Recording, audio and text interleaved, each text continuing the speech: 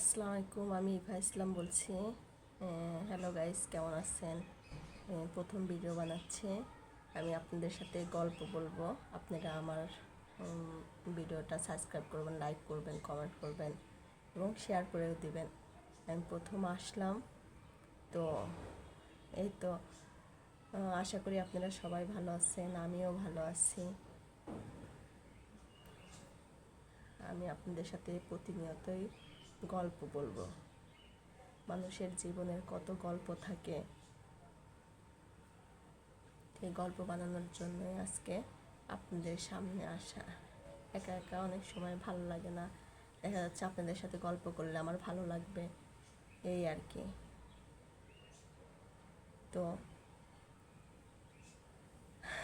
আপনারা সবাই আমার পাশে থাকবেন, আমার গল্প শুনবেন, আপনাদেরও ভালো লাগবে, আমারও ভালো লাগবে। তো আজকে ছোট্ট একটা গল্প বলি।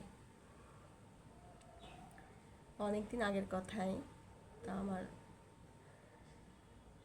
পরিচিত একজন ভাবি ছিল।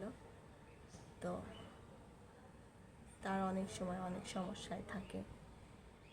তো পাশের বাসার ভাবি আমাদের সাথে কথাবার্তা, আমাদের সাথে অনেক সময় অনেক কথাই বলতো, আমিও বলতাম। ওনার সাথে আমার ভালো একটা সম্পর্ক ছিল। তো হঠাৎ করে বাসা চেঞ্জ করে চলে গেল। চলে যাওয়ার পরে আমি একদিন ওনার বাসায় গেলাম। উনি আসেনি আমার বাসায় কখনো, তারপরে আমি ওনার বাসায় কয়েকবার গিয়েছি। তো যাওয়ার পরে উনি হঠাৎ করে একদিন সিদ্ধান্ত নিল যে উনি একটা বাড়ি থেকে, ওনার বাচ্চা কাচ্চা নাই, তো ওনার একটা বাড়ি থেকে বাচ্চা নিয়ে আসবে। তো সেই ভাবির সাথে আমার অনেক ভালো সম্পর্ক ছিল, দীর্ঘ 2 বছর ভালোই সম্পর্ক ছিল। উনি কিছু রান্না করলে আমাকে দিত, আমি কিছু করলে তাকে দিতাম। আবার আমি একটু হাতের কাজ করতে ভালোবাসি, আমি সেটাও তাকে দিছি করে। আবার তাকে শিখিয়ে দিয়েছি, সে পারতো না, আমি তাকে শিখিয়ে দিয়েছি।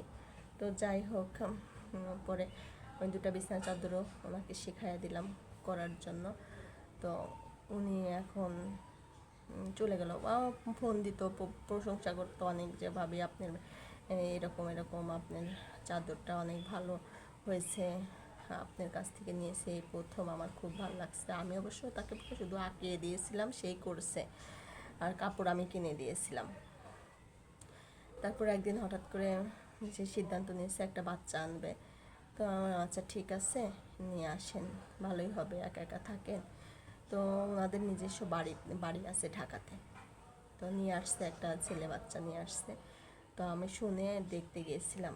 তো সেই দেখতে গেলাম, ছেলেটা ওনাদের সাথে ভালোই হয়েছে, ম্যাচ হয়েছে।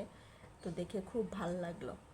তো এর মধ্যে 2বার গেলাম। 2বার যাওয়ার পরে আমি এখন একদিন গেছি, আর ওনাদের পাইনি, সম্ভবত বাসা চেঞ্জ করছে। তো উনি বাচ্চাটা আনছে, কাউকে জানাতে চাচ্ছে না যে ওটা ওনার বাচ্চা।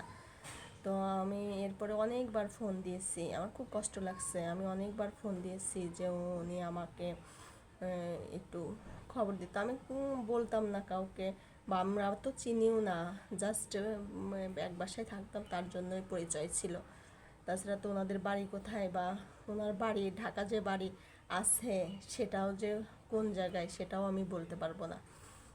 তারপর হয়তো কোনো ভয় বা যে পরিচয় আসলে কি এভাবে আমি জানি না।